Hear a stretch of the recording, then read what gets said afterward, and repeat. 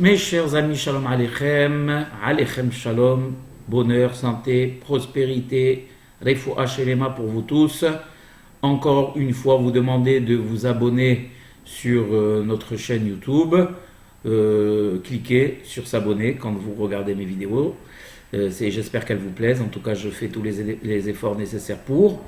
Allez aussi, vous pouvez aller sur notre page Facebook, toradiffusion.ma, et bien sûr rejoindre notre groupe WhatsApp pour recevoir mes cours. Alors, il est bien évident que sur le groupe toradiffusion.ma, j'aurais bien voulu avoir d'autres intervenants, mais malheureusement, les temps étant difficiles, le confinement aidant, il est difficile pour moi de réunir plus de conférenciers, et donc j'essaye le plus possible de donner un maximum de cours. Ce n'est pas évident car, vous le savez tous, je ne suis pas rabbin de métier, je suis commerçant, et donc j'essaye de trouver le temps pour étudier pour les autres, pas seulement pour moi, ce qui aurait été plus facile, mais pour vous trouver les sujets qui vous passionnent, qui vous, comment dirais-je, qui vous donnent envie d'écouter, et j'espère que je réussis dans mon travail et ma tâche.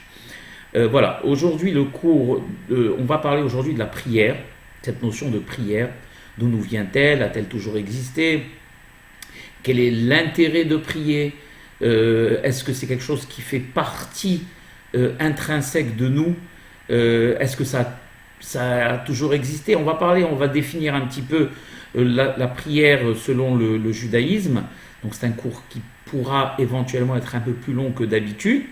Mais d'abord et d'entrée, dire quelques mots à la mémoire d'un monsieur que je ne connais pas personnellement, bien que nous ayons des amis communs. Il s'agit de monsieur Raphaël Shimon ben Shaba Esther Amar, qui est décédé et dont je pense que la semaine est ce soir, si je ne me trompe pas. Donc ça sera les Ilou Nishmato. Voilà. Expliquer un petit peu pourquoi je donne un cours à sa mémoire, alors que malheureusement, de plus en plus, nous avons des décès dans notre communauté. Aussi profiter pour dédier ce cours à la mémoire d'un personnage de notre communauté, de quelqu'un d'extraordinairement apprécié dans nos synagogues, dans la Hebra, un des fondateurs de la Hebra Kadisha, monsieur Abraham Marciano Zechat Sadik Kadosh Tivalacha, un monsieur qui s'est énormément investi pour la Hebra, pour sa synagogue, pour le Kaal, dont je dédierai un cours particulier. Mais là, on va parler de monsieur Amar, Shimon, et dire quelques mots à sa mémoire. J'espère que ceux qui le connaissent ou qui connaissent sa famille pourront leur faire parvenir le cours. J'adresse mes sincères condoléances à son épouse Brigitte, et à ses enfants et à ses petits-enfants. Pourquoi j'ai choisi de parler de votre époux, de votre papa, de votre ami? D'abord, pour la première des raisons est celle du foisonnement, du nombre énorme et incalculable de posts et d'éditos à la mémoire de monsieur Amar. Sur Facebook, sur les groupes WhatsApp, les groupes de réflexion communautaire, j'ai été vraiment subjugué par le nombre de témoignages, souvent des témoignages de désespoir, de peine, même aussi certains témoignages joyeux, car c'était d'ailleurs on va parler de cette qualité, de quelqu'un de très joyeux, quelqu'un d'avenant, de gentil, de charitable, de généreux. Je sais, puisqu'on a des amis communs, qu'il a embauché beaucoup de nos compatriotes dans ses affaires, qui est arrivé et qui n'avaient pas de travail dans ses affaires à Paris. Et si vraiment on pose la question de savoir quelle est une de ses qualités principales, alors je dirais la chose suivante: c'était quelqu'un qui était sameach en hébreu, c'est-à-dire de tout le temps joyeux. D'ailleurs, quand on regarde les photos, toutes les photos que j'ai pu regarder, il ne se départissait jamais de son beau sourire, de sa joie de vivre, il rayonnait, il rayonnait.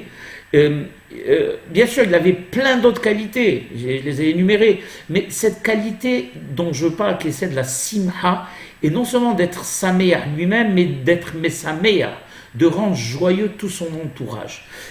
Cette qualité n'est pas une qualité anodine. Hein. Il faut pas, on va dire, la banaliser, parce que dans le judaïsme, elle exprime beaucoup de choses. Les Hachamim nous disent que quelqu'un qui est saméa, c'est quelqu'un qui est, comment dirais-je, qui a une grande émouna en Akadosh Baruch Hu.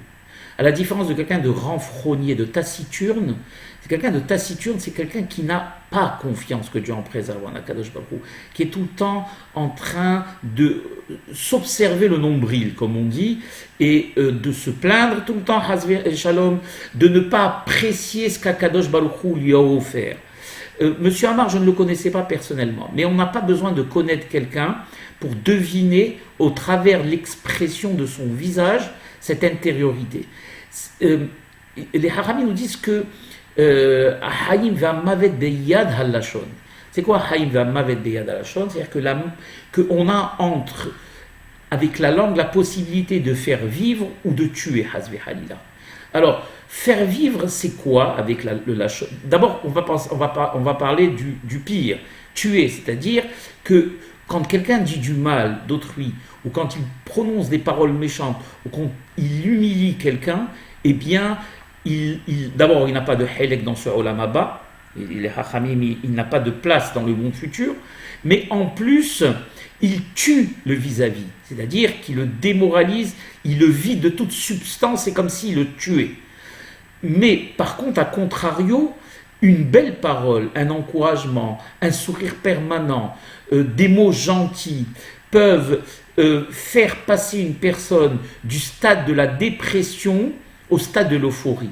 Revigorer quelqu'un, le requinquer, lui redonner confiance en lui, confiance en la vie, quelques petites paroles, un sourire, être avenant, une gentillesse, quelle que soit l'heure de la journée, tout le monde est unanime pour dire que M. Amar Zichrono Levacha, en dehors de toutes les qualités que j'ai énumérées, était comme ça.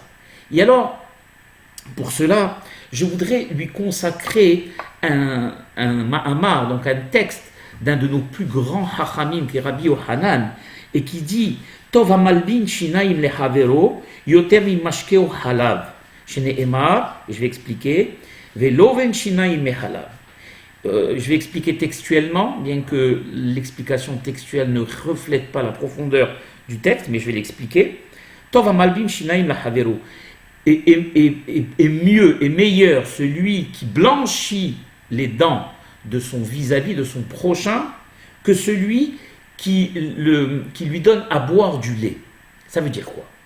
Ça veut dire qu'on connaît, comment dirais-je, l'importance de ce liquide qui est le lait, et on imagine, si par exemple on a quelqu'un en face de nous qui n'a pas mangé et à qui on donne à boire du lait chaud, ou quelqu'un qui a soif, qui est assoiffé, à qui on donne du lait à boire, combien c'est profitable pour lui, hein, combien le lait est nourricier, et combien c'est un liquide important et vital. On sait que le bébé, dès sa naissance, eh bien, le premier liquide qu'on lui donne à boire, eh bien, c'est le lait, car le lait contient en lui tous les éléments minéraux qui vont lui permettre à lui de grandir et de se renforcer. Alors les hachamim nous disent que quand bien même le lait est un liquide important dont on connaît les vertus, eh bien quelqu'un qui participe au blanchiment des dents de son vis-à-vis est encore plus grand. Ça veut dire quoi? C'est-à-dire qu'on a bien compris que participer au blanchiment des dents de quelqu'un, c'est le faire rire, le faire sourire. Car on va lui redonner vie, on va le revigorer beaucoup plus qu'un assoiffé à qui on va donner du lait. Ça, c'est ce que disent ce que dit Rabbi Yohanan. Et il dit, imaginons maintenant quelqu'un qui se balade avec une cruche de lait sur l'épaule et qui en donne à qui en a besoin.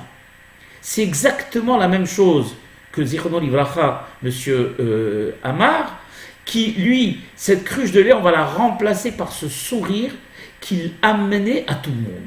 Là où il se trouve, on m'a raconté que ce soit à Paris, que ce soit en Israël, que ce soit à Marbella, que ce soit partout là où il se trouvait, il amenait avec lui ce merveilleux sourire et il transmettait, on va dire, cette joie de vivre, car quelqu'un ne peut pas être saméa et tout le temps en train de rire et de rayonner si lui-même n'est pas quelqu'un de foncièrement satisfait par le sort qu'Akadosh Baruch Hu lui a réservé. Et quel est le riche, le véritable riche? Quand on parle de riche, véritable riche, pas le riche matériel, parce qu'un riche matériel, on ne peut pas savoir. Un riche matériel, demain, il y aura toujours quelqu'un de plus riche que lui. Vous prenez par exemple le classement de ce magazine, ce fameux magazine Forbes, et vous verrez que si on devait changer la liste, c'est toutes les semaines que la liste changerait. Car il y a toujours un nouveau riche qui apparaît. Donc quand les Haramim disent Ezeu Hachir, quel est celui qu'on appelle le riche? C'est celui qui est content de son sort. Là, personne ne pourra être plus riche que lui. Personne. D'accord? Donc, et quelqu'un qui est content de son sort, il communique ce contentement par, on va dire, puisque l'intérieur, la face de quelqu'un, le visage de quelqu'un est le reflet de son intériorité. Donc, cette joie intérieure qui faisait partie intégrante de lui, eh bien, se reflétait sur son visage.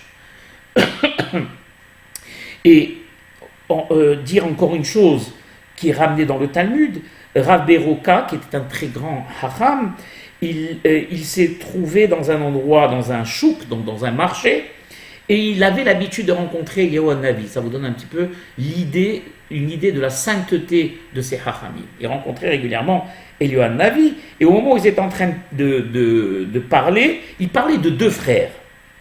Et Eliyahu Hanavi Zachor Letov, il a dit à Rav Beroka la chose suivante: ces deux frères auront droit au monde futur.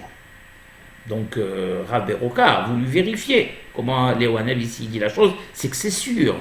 Eh bien, comment il le sait, Eliyahu, et pourquoi ils ont droit à ce monde futur? Et donc il s'est approché de ces deux frères et il leur a dit: qu'est-ce que vous faites dans la vie? Ma ma'asechem. Quelles sont vos actions? Car on sait dans le judaïsme qu'on a droit au monde futur, pas parce qu'on a construit des immeubles ou des compagnies, grand bien face à celui qui le fait, mais également ce qui compte, la monnaie qui compte dans le Olam Emet, ce sont les actions, les bonnes actions. Et alors quelles sont vos bonnes actions? Il leur a demandé Rav Beroka. Alors regardez ce qu'ils ont répondu. Anahnu anashim smehim, nous sommes des gens, des frères, tout le temps joyeux. Et quand on dit que quelqu'un est joyeux, ce n'est pas forcément parce qu'il a tout ce qu'il veut et tout ce qu'il a souhaité. Non, parce qu'il est content de ce qui lui est réservé, quelle que soit sa situation, qu'elle soit au top, comme on dit, ou qu'elle soit malheureusement au plus bas. Étant donné, il est comme s'il était détaché, on va dire, des contingences matérielles. Et donc ces deux frères étaient comme ça, détachés des contingences matérielles, et que leur action à eux, elle reposait sur le fait qu'ils étaient toujours heureux, et non seulement qu'ils étaient toujours heureux, mais qu'ils étaient toujours mesamhaim bnei adam. Ils rendaient joyeux toutes les personnes qu'ils rencontraient. Alors au même titre que Eliyahu Hanavi avait prédit pour ses deux frères le Olam Haba, eh bien moi si je suis exactement ce que nous disent les Hachamim, je suis persuadé que cette qualité déjà, au milieu d'innombrables qualités que détenait en lui Raphaël Shimon, eh bien il aura droit au Olam Haba, car il a rendu joyeux un frère à lui.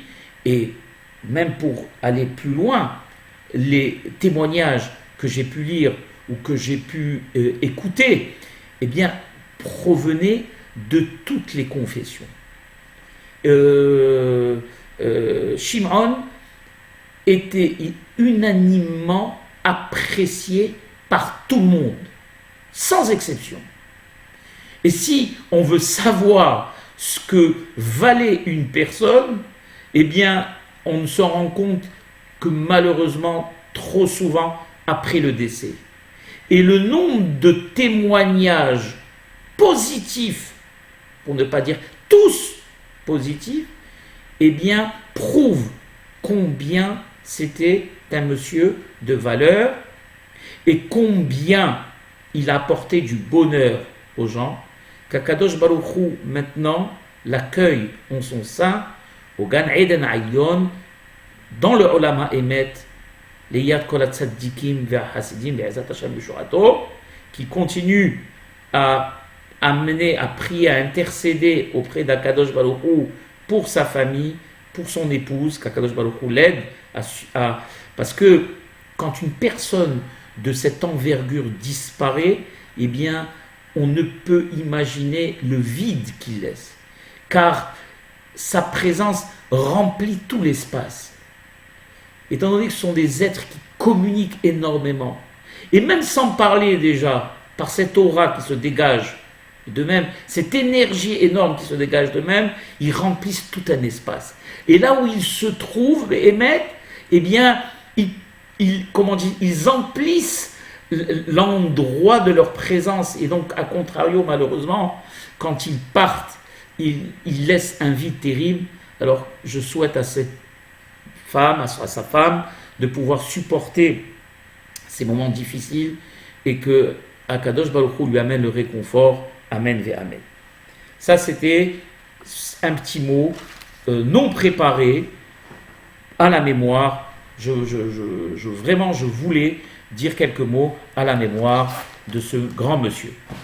Et on va tout de suite, sans tarder, Be'ezat Hashem, parler du Inyan, de la Tefila, de la prière. Alors, je vais lire un peu ce qui est écrit. Comment définir l'origine de la prière déjà ? Est-ce que c'est quelque chose qui est apparu le siècle dernier ? Est-ce que c'est quelque chose qui est organisé comme on le connaît aujourd'hui au niveau de nos livres, nos sidourim, de nos synagogues ? Ou est-ce que c'est quelque chose qui a tout le temps existé ? Est-ce que c'est un commandement de la Torah ? Ou est-ce que c'est un élan purement humain ? Un besoin purement humain ? Alors il y a des deux à la bataille. Il y a des deux. L'homme de tout temps a toujours, quel qu'il ait été, et quelle que soit la religion qu'il a suivie, éprouvé le besoin de se confier à une force qu'il estimait supérieure à lui. Que ce soit Hammavdil et Elef Avdalot, au temps des idolâtres, eux-mêmes s'adressaient à leurs idoles et se confiaient à leurs idoles et leur conféraient des pouvoirs qu'ils n'avaient pas, bien évidemment. Et donc, même dans le domaine de l'idolâtrie, eh bien, Hammavdil, la prière avait sa place. Dans le domaine Hammavdil et Avdalot, la différence énorme du judaïsme ou des religions monothéistes, où on s'adresse au Tout-Puissant qui, lui, à la différence des idoles, a tout le pouvoir pour satisfaire nos demandes. Et qui n'est pas, à la différence des idoles, on a vu avec Pharaon, qui n'est pas sourd, puisqu'il est fait de pierre et de bois, à nos demandes. Déjà au temps de la Bible, on a le premier qui à l'époque déjà de la création, le texte de la création nous explique qu'Akadosh Baruch Hu avait créé bien sûr les astres, le ciel, la terre, et au niveau des végétaux, il est écrit qu'ils avaient été créés bien sûr avant l'homme, mais on nous explique que effectivement ils avaient été créés, mais que la pluie n'était pas encore tombée. Et pourquoi ? Ils disent les Hachamim, je crois que c'est Rachid qui explique, la pluie n'était pas encore tombée parce qu'il n'y avait personne pour la demander. Et donc les végétaux, c'est vrai, avaient été créés, mais étaient restés sous la surface. Et la pluie était potentiellement existante, mais elle n'était pas encore tombée. Parce qu'on attendait que Adam prie pour cette pluie, et qu'Akadosh Baruch Hu, à ce moment-là, agrée sa prière et qu'il fasse tomber la pluie. Et pourquoi ? Car Hakadosh Baruch Hu a instauré un système où toute chose ne peut être obtenue que par la prière. Car pour demander quelque chose, il faut en avoir besoin. Et les Chachamim nous expliquent qu'Hakadosh Baruch Hu, on va le voir plus tard, nous a créés comme des êtres imparfaits, avec des manques.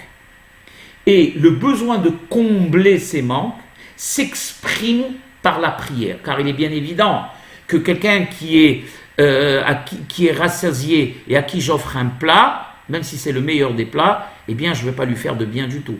Ou quelqu'un qui n'a pas soif, à qui je vais offrir à boire, eh bien je ne vais lui faire aucun bien. A contrario, celui qui est affamé, oui, lui trouvera bien évidemment tirera profit du plat que je lui offre, ou celui qui a soifé de la boisson que je vais lui offrir. Akadosh Baruch Hu, il a voulu justement que l'on ressente le besoin de demander pour que, en contrepartie, il offre ceci. Et donc rien sur cette terre ne peut être obtenu s'il n'y a pas au préalable, une prière et une demande. Et donc on l'a vu avec Adam Arishon, où on a expliqué pour la pluie, on l'a vu pour Abraham, qui a été le premier aussi, Noah aussi bien évidemment, à prier à Kadosh Baruch Hu. Abraham Avinu alav shalom, vayech lamakom asher amad sham, il y a marqué Amad en Amida et la Tfila, il est allé à l'endroit où il avait l'habitude de prier, car on va voir qu'il est important de consacrer un endroit dans lequel on aura l'habitude de prier. Il est important d'avoir un endroit dans lequel on se rendra pour prier. Car, à la différence de ceux qui pensent qu'ils peuvent, bien sûr qu'on peut prier partout, mais il est important d'avoir son endroit, par exemple, à la synagogue. Ou comme Avraham Avinu, un endroit où il avait l'habitude de prier. Ou comme Yitzhak, Yitzhak la Soa Basade, c'est un endroit où il avait l'habitude également de prier. Yaakov, on a vu qu'également il avait un endroit où il avait l'habitude de prier. Pourquoi ? Parce que le fait d'avoir un endroit pour prier démontre une grande modestie. Ça veut dire quoi ? Ça veut dire que la personne estime qu'elle n'a pas le mérite nécessaire et qu'il lui faut une aide pour obtenir ce qu'il va demander.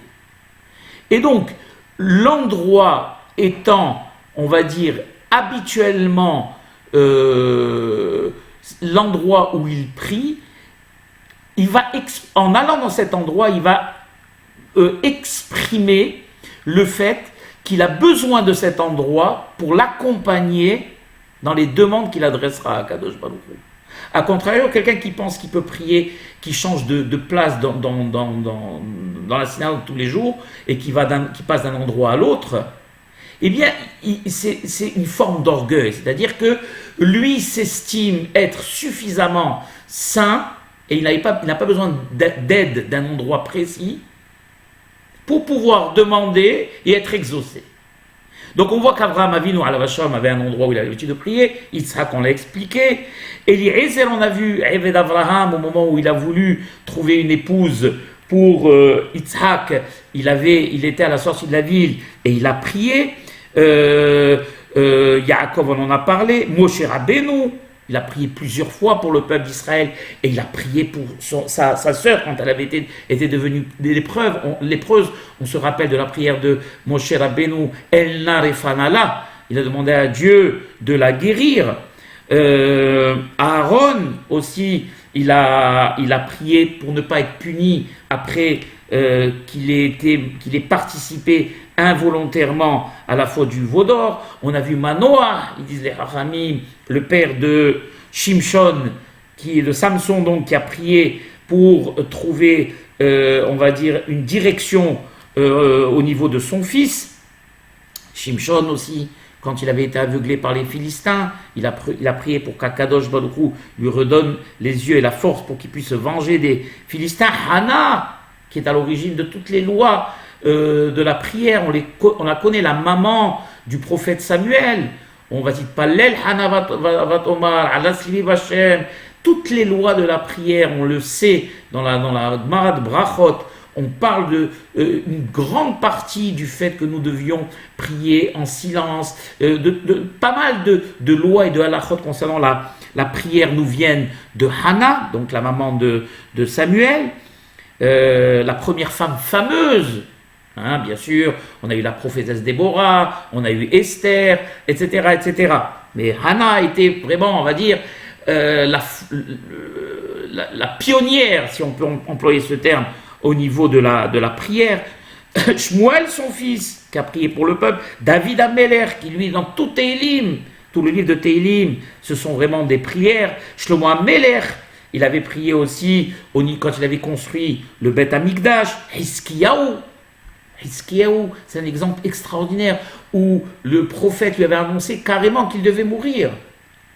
Et Vayaser, Hiskiyahu et Panav el Akir, il y a marqué que Hiskiyahu a dit au prophète, bon maintenant tu m'as annoncé ce que tu devais m'annoncer, maintenant tu as fait ton travail, laisse-moi faire le mien. Et le texte nous raconte que Hiskiyahu a tourné son visage vers le mur et il a prié et il a dit la chose suivante, je tiens de tradition de mes ancêtres que la personne, même s'il a une épée sur la nuque, il ne doit pas se décourager. Et c'est ce qu'il a fait, Hiskiyahu. Il a prié et il a annulé la Xéra qu'Akadosh Baruch Hu avait prévue pour lui. Car, vous le savez bien, quand un prophète dit la chose, c'est que ça doit arriver. Et malgré tout, Hiskiyahu, par la prière, voyez, c'est Hiskiyahu et Panav el Akir a annulé la Xéra de Akadosh Baruch Hu. Yeshayahu aussi, le prophète, Ménaché, etc. Yirmiyahu, qui avait prié pour Yerushalayim, Daniel, qui avait été jeté dans le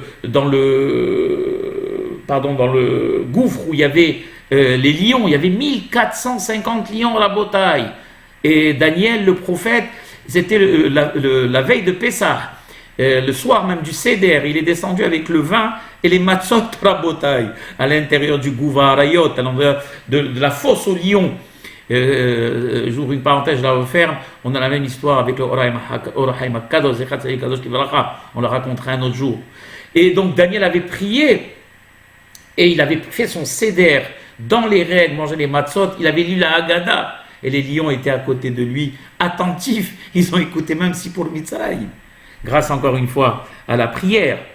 Qu'est-ce qu'on a eu encore Néhémia a prié, etc., etc. Yona, le Navi, qui était à l'intérieur du ventre du poisson, ou on pourra dire peut-être du cétacé, qui a prié aussi pour sa délivrance, etc. Iov, qui a prié pour ses amis, pour pas qu'il soit puni, etc., etc., etc. Donc on voit que les prières, comme il dit ici, étaient spontanées et elles étaient fonction de la situation et de l'endroit où se trouvait le priant, celui qui priait. Et bien sûr, les prières, comme il explique ici le Haram, avaient plusieurs objectifs, des fois des objectifs personnels et des fois des objectifs pour un peuple, comme Moshe Rabbeinu, ou pour toute une assemblée, ou peut-être même pour des besoins plus universels. Donc je ne vais pas citer certaines prières, celle de Moshe Rabbeinu, on l'a citée, elle n'arrive pas là. Quand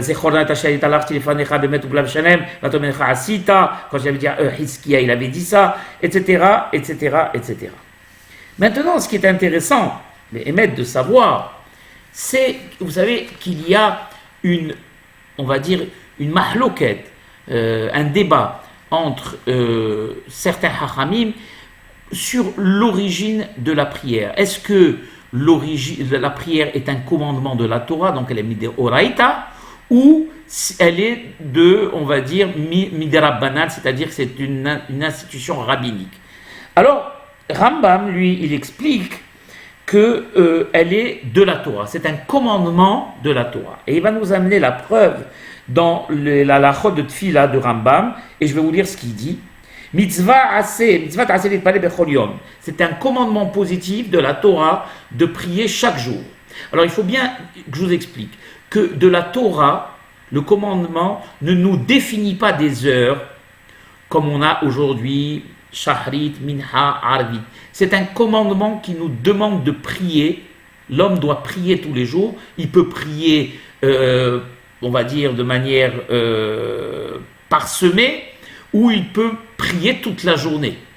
Il n'y avait pas de moment précis comme maintenant, comme les Haramim l'ont institué pour la prière. Donc, Midé Oraita, la prière, donc de la Torah, mitzvah aseli pael bechol yom, tous les jours, comme d'où on le sait. Il y a marqué Va'avatem et Hashem Elokechem, et vous servirez l'Éternel votre Dieu. Et mi piachemu ala mouche avoda zohi tefila. Parce que dans le texte, quand il dit Va'avatem, vous servirez, vous travaillerez, vous servirez. D'où on sait que c'est la tefila dont on parle, de la prière. Alors il dit les Haramim piachemu, de la tradition, nous avons appris que la avoda, quand on parle de avoda dans le texte, c'est la tefila.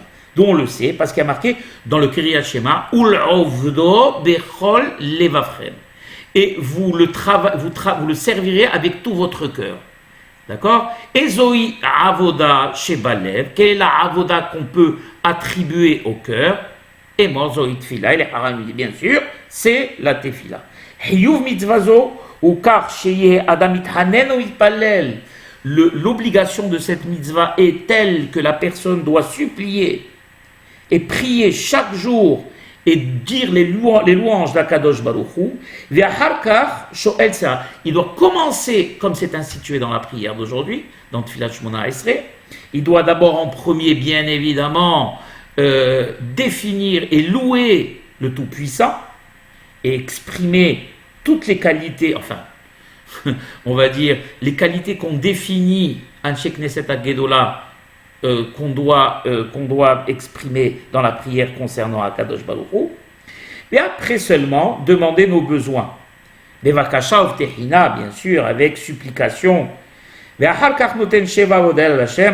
ensuite, comme c'est exactement, on va en parler dans Tfilah Shmona, ça c'est que la Tfilah d'aujourd'hui, la Hamida, pourquoi on l'appelle Hamida, parce qu'on doit la dire debout, étant donné qu'on s'adresse à l'Éternel. Eh bien, quand on s'adresse déjà à un roi de chair et de sang, on se tient au garde-à-vous. Alors, al-ahad kama vekama, quand on s'adresse à Kadosh Baruch Hu, on doit se tenir debout. C'est pour ça que la Tfilah Shmona Esrei, qui en réalité, il y a 19 prières, parce qu'il a été rajouté la prière des minimes, la malchinim et la minime. Comment elle est structurée? Vous avez les 3 premières berachot, on va en parler, qui sont des berachot qui concernent Akadosh Baruch Hu. Au milieu, nous avons 13 berachot qui nous concernent, qui concernent nos besoins à nous personnels. Et à la fin, vous avez encore 3 autres berachot qui concernent Akadosh Baruch Hu. Exactement ce que dit le Rambam. Quand on a terminé de demander nos besoins, on doit encore une fois, bien sûr, retourner sur celui qui est à l'origine de tous nos besoins et qui les agrée. Et c'est ce qu'il dit ici le Rambam. S'il a l'habitude de beaucoup prier, alors il prie beaucoup. Si c'est quelqu'un qui a le langage qui bégaye ou qui a un langage difficile, qui n'arrive difficilement à exprimer cela, alors il priera selon ce qu'il peut. Par contre, le Ramban, Rabbi Moshe ben Nachman, lui, il n'est pas d'accord avec Rambam et il dit que la tefila est une institution rabbinique. D'accord? Pourquoi? Parce qu'il voit, lui, en la tefila, un bienfait, un cadeau qu'offre Hakadosh Baruch Hu au Am Israël. D'accord? On connaît, on n'aura pas le temps malheureusement, le cours, je ne veux pas être trop long, on connaît au niveau de la structure de la Hamida, l'incidence que chaque mot, chaque syllabe, chaque construction, chaque, on va dire, équivalence numérologique, quelle incidence ça a dans les mondes supérieurs et le bouleversement que ça entraîne. C'est-à-dire qu'à chaque fois qu'un juif exprime dans les règles une prière envers Akadosh Baruch Hu, ce ne sont pas des simples mots qui s'échappent de sa bouche et qui vont se perdre dans l'atmosphère, mais qui atteignent tous un but dans les mondes supérieurs. Et les mondes supérieurs, on le sait, sont tous à l'origine, c'est le monde de l'émanence, donc c'est le monde où tout part, d'où tout part. Donc, on voit à quel point un cadeau, une arme, on va dire, Kadosh Baruch, comme on l'a dit dans le cours sur Akol Kol Yaakov Vayadaim Yedei Esav, le cadeau que nous a offert à Kadosh Baruch, qu'il a offert à Yaakov, c'est le Kol, la voix. Et donc, la supplication, les Tahanunim, la prière. Et donc, le Rambam lui dit que c'est une institution donc rabbinique, hein, puisqu'il voit en cela un cadeau énorme que fait Akadosh Baruch Hu au Am Israël, son peuple. Par contre, il est d'accord avec Rambam pour dire qu'au moment de tsara, d'un malheur, que Dieu en préserve, le Alenu, la tefila devient absolument une mitzvah. D'accord ? Elle devient une mitzvah, une obligation de la Torah. Donc, ça, c'était pour expliquer un petit peu l'origine religieuse de la prière. Et maintenant, si vous le voulez bien, on va un petit peu s'intéresser rapidement, bien évidemment, car je l'ai dit dans beaucoup de mes cours, que si je devais donner un cours sur la tefila, hein, donc sur la prière, qui est un préalable à tout, comme je l'ai dit en entrée de cours, il me faudrait au minimum 1 an pour survoler, ne serait-ce que la Hamida. Donc ça vous donne une idée. Alors, il est bien évident que nous avons 3 prières qui ont été instituées par nos patriarches. Les Hachamim nous expliquent que Abraham tiken tefilat shahrit, Yitzhak tiken tefilat minha, et Yaakov tiken et tefilat arvit. D'accord ? Donc, le texte nous l'enseigne. Yaakov, Abraham on a expliqué, Yitzhak on a expliqué, Yaakov on a expliqué au niveau du texte. Mais, sachez que jusqu'à on va dire, à l'époque de Anshe Knesset Agdola, c'est-à-dire les gens les Hachamim de la grande assemblée, c'est-à-dire à partir de Ezra HaSofer. Donc on va situer ça à peu près à l'exil babylonien. Jusqu'à l'exil babylonien, eh bien, la prière était, on va dire, se substituer à chacun priait bien évidemment, comme je l'ai expliqué, dans son coin ou dans des endroits qui étaient réservés pour la prière, mais le travail le plus important était le travail des sacrifices, le travail des korbanot. Le travail des korbanot qu'on offrait au temple à l'époque du Beth Amikdash. Et chaque prière est aussi instituée en fonction des sacrifices qu'on offrait au Beth Amikdash. Alors par exemple, on avait 2 sacrifices perpétuels qu'on appelait des tmidim, du mot tamid, qui était tamid shel shahar, donc tamid, l'offrande du matin. Celle-là, eh bien, elle a été remplacée par tefilat shaharit.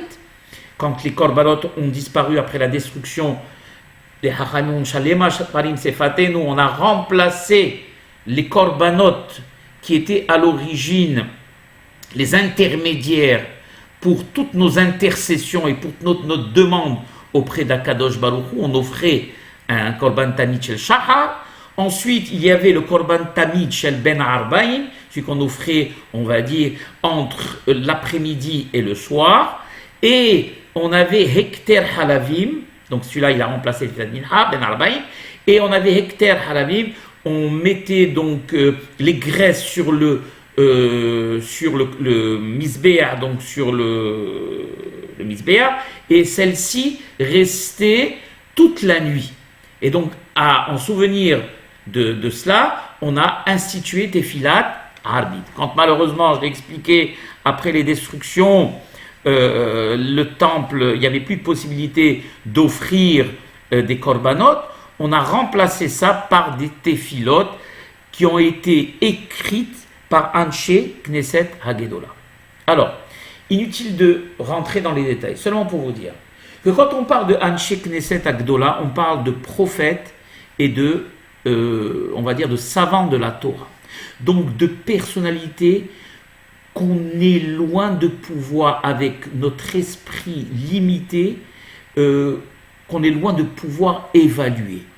C'est-à-dire que on ne peut même pas imaginer porter une remarque sur la manière dans laquelle a été écrite et structurée et présentée la tefila.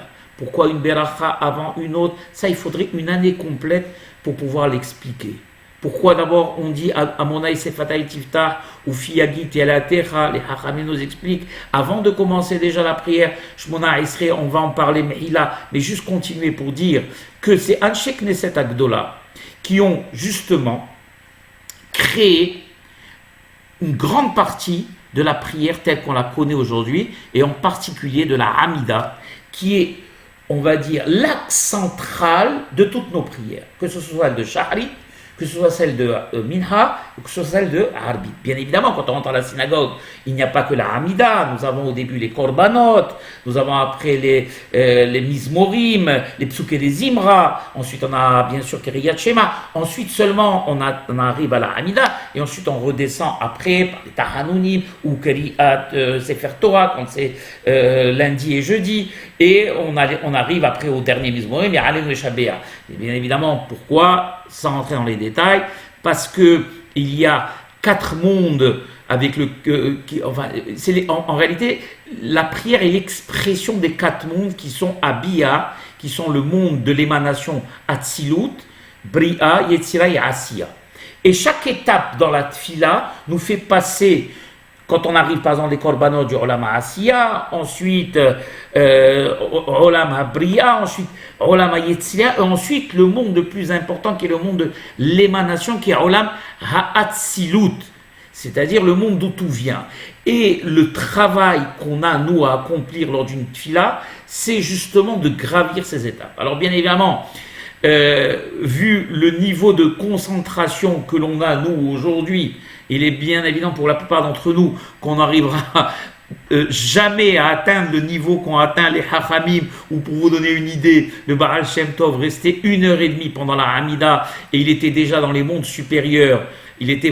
C'était carrément, c'était comme une, comment pourrais-je expliquer ça? C'est comme si il était sorti de son enveloppe corporelle, et son âme était déjà dans on va dire les niveaux les plus hauts des mondes supérieurs. Donc nous, déjà qu'on ait les pieds sur terre et qu'on arrive à se concentrer sur notre Hamida et qu'on la fasse déjà en comprenant ce qu'on lit, c'est déjà énorme.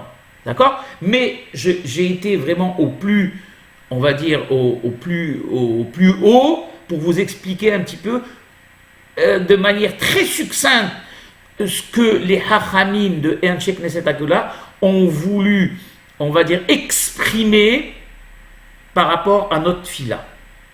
Et donc, comme je l'ai expliqué, la Hamida est l'ossature principale l'axe principal de toute notre fila.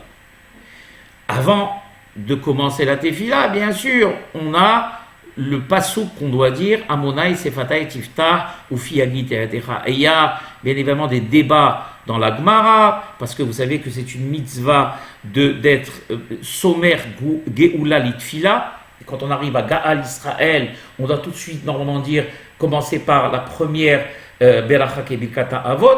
Et les Hachamim se posent la question, est-ce que Amonai Sefatay Tiftah, au milieu, ça veut dire quoi Amonai Sefatay Tiftah? Dieu ouvre mes lèvres pour que je puisse dire tes louanges. Est-ce que ce n'est pas une interruption? Les Hachamim m'ont dit qu'absolument pas, et que ça faisait partie intégrante de la tefila. Et pourquoi la dit-on? Tout simplement parce que avant de commencer notre prière, on doit être conscient du fait qu'on se trouve devant Melech Malchei HaMelachim HaKadosh Baruch Hu et qu'on n'a aucun droit de demander quoi que ce soit. Quoi que ce soit. Car qui sommes-nous pour demander quoi que ce soit?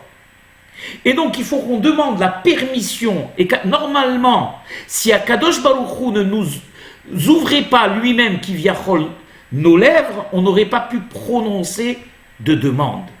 Car nous sommes tous, malheureusement, pour la plupart d'entre nous, des fauteurs. Et que tout ce que l'on a, c'est seulement passe par le hesed et la gentillesse et la bienveillance et la bonté d'Akadosh Baruch Hu, pas par nos mérites. Et donc on ait au moins l'humilité quand on se présente à Akadosh Baruch Hu 3 fois par jour À part, bien sûr, j'ai oublié de dire qu'au Beth Amikdash, on avait le Korban Moussaf qui est au Rosh Chodesh et pour les fêtes, et d'autres Korbanot spéciaux. Eux aussi ont été remplacés, le Korban Moussaf a été remplacé par la Tefila de Moussaf. Donc certaines fois, 4 fois par jour, qu'on ait au moins l'humilité de savoir que tout ce qu'on va éventuellement obtenir, on ne l'obtient pas par nos mérites, mais par la bonté, le Hesed de Hakadosh Baruch Hu, qui est naturellement d'essence bonne. Tov Hashem ou Métiv. Hashem, il est bon et donc par essence, il est Métiv, il fait du bien. D'accord? Il n'attend rien de nous en retour. Et donc, on commence déjà la prière par cela, et on commence aussi la prière en étant conscient du fait que la chance que Akadosh Baruch Hu, comme le dit Ramban, comme je l'expliquais, ce cadeau que nous fait Akadosh Baruch Hu, il ne le fait pas aux êtres les plus purs qui existent, qui sont les Malachim, qui eux, certains ont été créés pour prier une fois et disparaître. Tandis que nous, simples mortels, pécheurs de surcroît, avons la possibilité de prier Akadosh Baruch Hu 3 fois par jour. Alors, ce pasouk a toute sa place. Et, bien sûr, les Chachamim nous disent que la première beracha, on la connaît tous, c'est ce qu'on appelle Birkat Ha'avot. Alors, comment elle s'exprime cette beracha? On dit Baruch Ata Hashem Elokeinu Veloé Avotenu Eloé Avraham Eloé Yitzhak Veloé Yaakov Ha'el Ha'gadol Ha'gibor Va'nora El Elyon Gomer Hasadim Tovim Koneh Hakol Vezocher Hazeh Avot Umevi Goel Livne Benehem Leman Shivu Ve'ava Melech Ozer Umurshia Umaren Baruch Ata Hashem Maren Avraham, béni sois-tu Dieu l'Éternel, protecteur d'Avraham. On l'appelle cette prière Birkat Ha'avot. Et on se pose la question, pourquoi l'appelle-t-on Birkat Ha'avot alors qu'on ne parle pas, ou presque pas, des patriarches Avraham, Yitzhak et Yaakov. Mais ce qu'on fait par contre, c'est louer Hakadosh Baruch Hu, Ha'el, le Dieu Hagadol, le grand, Hagibor, le puissant, Hanora, qu'on craint, etc. El Elyon, Dieu, Dieu élevé, Gomer Hasadim Tovim, qui fait du bien à tout le monde, Koneh Hakol, qui a acheté tout l'univers lui appartient, etc., etc. Alors pourquoi on l'appelle Birkat Ha'avot, ils disent les Hachamim? Tout simplement parce qu'en réalité, on se trompe en pensant que la Beracha, elle concerne les Avot. Elle concerne les Avot dans un seul but. Dans le but de, comment dirais-je, de voir au travers des Avot la toute-puissance et la grandeur d'Akadosh Baruch Hu. C'est-à-dire qu'en réalité, les Avot sont le reflet, comme disent les Hachamim, Avot Hem Merkava. C'est-à-dire quoi? Ils sont le chariot céleste. C'est-à-dire quoi? Le chariot céleste, c'est sur lequel Kivyachol repose la toute-puissance d'Akadosh Baruch Hu. Qu'au travers de Avraham Ba'ala Hesed, au travers de Yitzhak Ba'ala Gvura, au travers de Yaakov Ba'ala Tiferet, au travers de ces qualités qui sont le Hesed, la Gvura et la Tiferet, qui ont été merveilleusement bien et parfaitement bien représentées par Avraham, Yitzhak et Jacob, on se rend compte que ces qualités qui leur ont été implantées, elles viennent de qui? Elles viennent d'Akadosh Baruch Hu. Et donc, on va dire, l'exemple d'Avraham, Yitzhak et Yaakov doit nous faire comprendre au niveau humain ces traits de caractère qui émanent d'Akadosh Baruch Hu. Donc c'est pour ça qu'on appelle ça Birkat Ha'avot.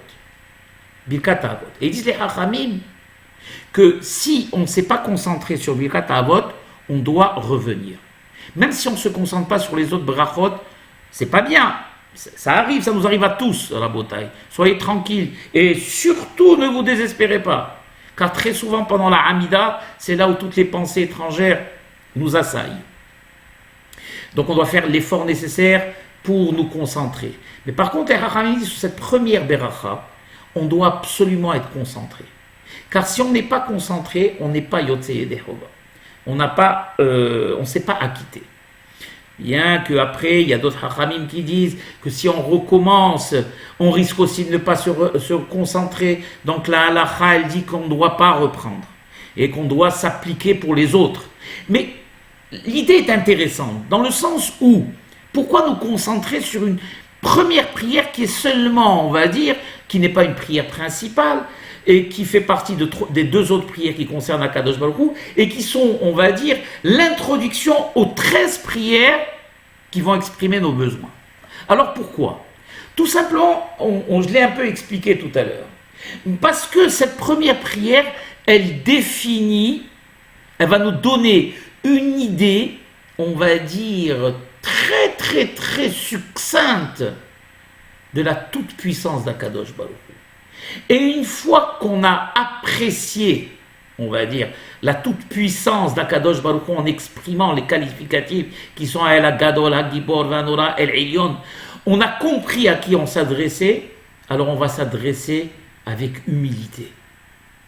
Et en plus, ce qui est intéressant au niveau de la tefila, et à mon avis, c'est, on va dire, si on a quelque chose à retenir de tout le cours, c'est ça. C'est-à-dire que la tefila nous sert à comprendre combien on est, nous, impuissants, et que rien de bien ne peut nous arriver s'il ne vient pas d'Akadosh Baruch Hu. Si ce n'est pas Akadosh Baruch Hu lui-même qui nous le donne, on ne pourra rien obtenir. Cette dépendance à Akadosh Baruch Hu, à mon avis, est la raison même de la tefila. Cette reconnaissance de notre impuissance par rapport à la toute-puissance, et à mon avis, donne tout son sens à la tefila. Et laissez-moi lire, pour conclure, Mehila Baruch Ata Hashem, Baruch Ata Adonai Eloheinu melech haolam, Shakol Yom Yidvaru.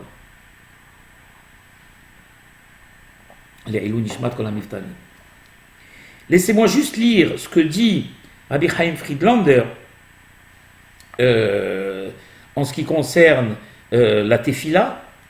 Il dit comme ça: toutes les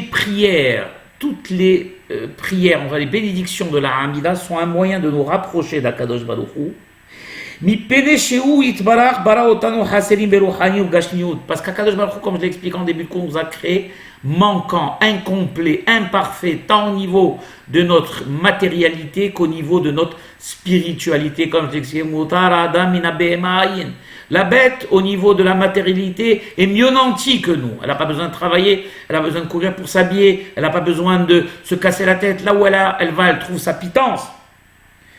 Ou Begashmiut, et en spiritualité aussi, on a besoin de nous parfaire et de grandir. Et comme il nous a fait manquant, pour nous faire ressentir le besoin qu'il n'y a que lui qui peut combler ce vide. Et quand on a compris qu'il n'y a que lui qui peut remplir ce vide, on va ressentir combien on est dépendant de lui. Et on va se rapprocher de lui.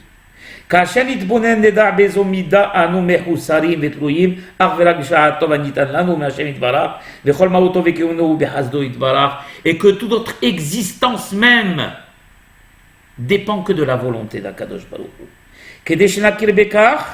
Pour qu'on reconnaisse ça, à toute puissance d'Akadosh Baruch Hu, Gdolato ve'hazdo, anu potrim et tefila bishvahal, eh bien on commence, on introduit, on ouvre la prière avec ses louanges. Nimsa, on se rend compte finalement, et ça c'est quelque chose de très important. D'ailleurs, dans la Gemara, il y a marqué que si quelqu'un il monte à la tfila et il dit Ha'el, Hagadol, Hagibor, Ha'izuz, Hanora, il ajoute des qualificatifs que les Hachamim n'ont pas institués. Mahzirimoto, on ne laisse pas continuer. Alors qu'on aurait pu penser, mais plus tu ajoutes de qualificatifs, et plus tu exprimes on va dire, les shvahim, les louanges d'Akadosh Baruch Hu. Alors pourquoi l'arrêter? Premièrement, parce que qui sommes-nous, nous, simples mortels, pour ajouter sur ce qu'ont déjà défini Anshe Knesset Hagedolah, qui sont des prophètes et des Tanaïm Kedoshim. Qui sommes-nous pour connaître la signification profonde et ésotérique des mots qu'ils ont utilisés, et chacun à sa place, à l'endroit choisi, au pasouk choisi, à la beracha choisie. Déjà, ça c'est déjà la première des choses. La deuxième des choses, c'est que, et c'est ce qu'il dit le Rav Friedlander, et c'est sur ça qu'on va conclure, qu'en réalité, la prière, elle n'est pas seulement pour pour louer Hakadosh Baruch Hu, car est-ce que c'est un scoop d'annoncer qu'Hakadosh Baruch Hu, il est El Hagadol Hagibor Ve'anura, nous simples mortels annonçons qu'Hakadosh Baruch Hu, mais Hakadosh Baruch Hu n'a pas besoin de nos louanges, alors pourquoi malgré tout devons-nous les exprimer? Et là, Kedeshanu Be'atzmenu Nakir Yotel Bigdolo Ve'echolto Abil'adit Ve'al Yedeken Kol Habakatosh Yoter Me'omek Halev. Quand on exprime cette grandeur, c'est pas pour faire des compliments à Akadosh Baruch Hu, parce qu'il n'a pas besoin de nos compliments à Akadosh Baruch Hu. C'est parce que quand on va les exprimer, on va les comprendre et on va les prononcer de la bonne manière et comme il se doit, avec la concentration nécessaire, on va se rendre compte de cette toute-puissance qui est définie par les mots. Et donc, on va se rendre compte de sa, on va dire, de son contrôle total sur nous et sur l'univers, sans partage bien évidemment. Alors toutes nos prières viendront du plus profond de notre âme. Et une prière qui vient, qui est cette minalev, qui sort, c'est pour ça qu'on appelle Ezoya Avoda Sheba Lev, qui est le travail du cœur. Eh bien, comme il dit Al-Hamana li Baba Akadosh Baruch Hu, ce qui l'intéresse, c'est ce qu'on exprime par notre cœur. Et des fois, quelqu'un qui ne comprend pas l'hébreu, qui ne sait pas lire en hébreu, ça arrive. Plein de gens qui ne comprennent pas. Alors, est-ce qu'ils ne doivent pas prier? Mais bien évidemment qu'ils doivent prier. Ils doivent seulement être sincères et exprimer ce qu'ils ressentent et ce qu'ils ont envie de dire à Akadosh Baruch Hu.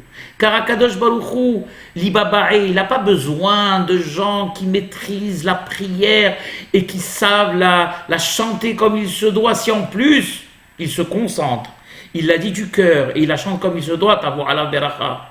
Mais si c'est seulement, comme on dit, Minas Sefataim la Hutz, des lèvres vers l'extérieur, sans intériorité à Kadosh Baruch Hu, il ne veut pas de cette prière. Il veut une prière qui exprime notre dépendance à lui et notre besoin de lui.